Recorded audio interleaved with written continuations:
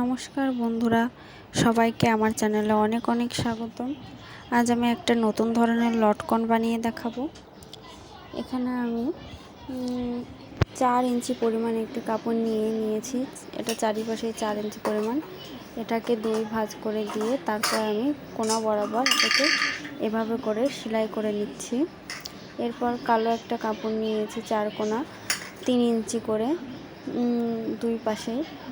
এরপর এই কাপড়টিকে কোনা করে আমি সেলাই করে নিচ্ছি।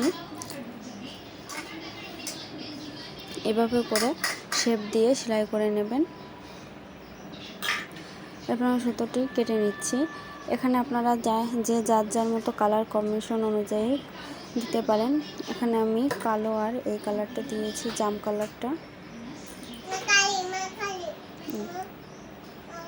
এরপর আমি আবারও এই দুটিকে উপর থেকে একটি সেলাই দিয়ে নিচ্ছি।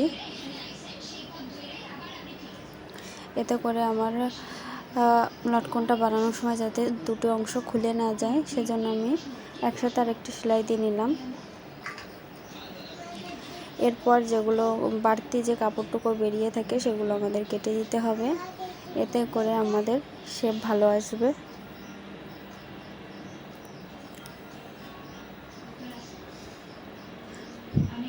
কাটা হয়ে গেছে।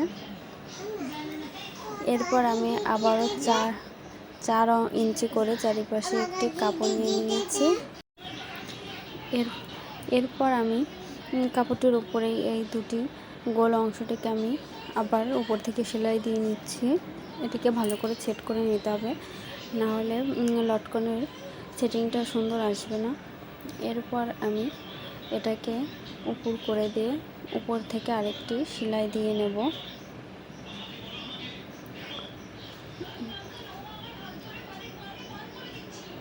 এভাবে করে সেলাই দিয়ে নেব। আমার চ্যানেলে এরকম আরও অনেক ধরনের লটকনের ডিজাইন আছে, আপনারা চাইলে ঘুরে আসতে পারেন। যারা আমার চ্যানেলে নতুন তারা অবশ্যই আমার চ্যানেলটিকে সাবস্ক্রাইব করে আমার পাশে থাকবেন। আমার এটি সেলাই করা হয়ে গেছে। এবার আমি উপর থেকে একটি চাপ সেলাই দিয়ে নেব। এতে করে আমার লটকনের ফিনিশিংটা অনেক সুন্দর আসবে। এটা আপনারা চাইলে অ্যাভয়েডও করতে পারেন, তবে এটা দিলে অনেক ফিনিশিংটা অনেক সুন্দর আসে। এভাবে করে সমান করে ধরে আমি সেলাই করে নেব। এবার সুতো কেটে নিচ্ছি। এরপর পাশের যে বাড়তি অংশগুলো বেরিয়ে থাকে সেগুলো আমি কেটে দিচ্ছি, নাহলে লটকনটি সেলাই করার সময় আমার সাইড থেকে বেরিয়ে থাকবে। এরপর আমি লটকনটি সেট করার জন্য এখানে ফিতা তৈরি করে নেব।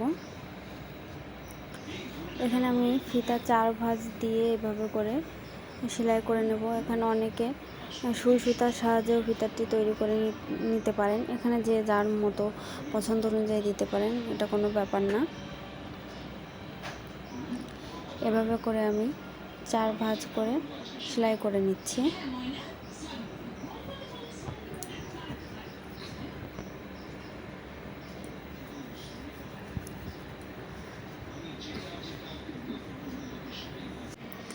তবে এখানে চাইলে আপনারা বাজারে যে সুতোগুলো পাওয়া যায় ফিতা তৈরির জন্য সেগুলো ব্যবহার করতে পারেন। আমি এখানে ম্যাচিং কালার দিয়ে তৈরি করব, সেজন্য ফিতাটি তৈরি করে নিচ্ছি।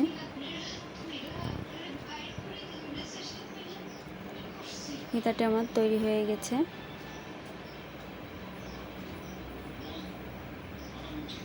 সুতা কেটে নেব। এবার আমি লটকনটাকে সেটিং করব।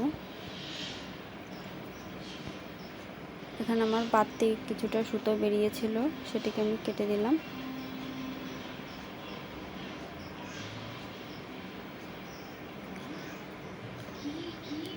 এরপর এভাবে করে মাথায় এভাবে ফিতাটি ধরে এবার আমি সেলাই করে নেব।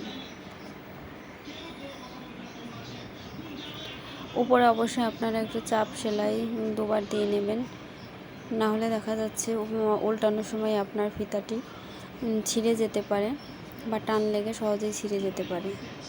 এভাবে করে টিকিন দিয়ে নেবেন। এবার আমি ছাড়টা কেটে দিচ্ছি, পাশে যে বাড়তি অংশ কাপড়টুকু ছিল। এবার লটকনটাকে উল্টিয়ে দেখব কেমন ফিনিশিং এসছে।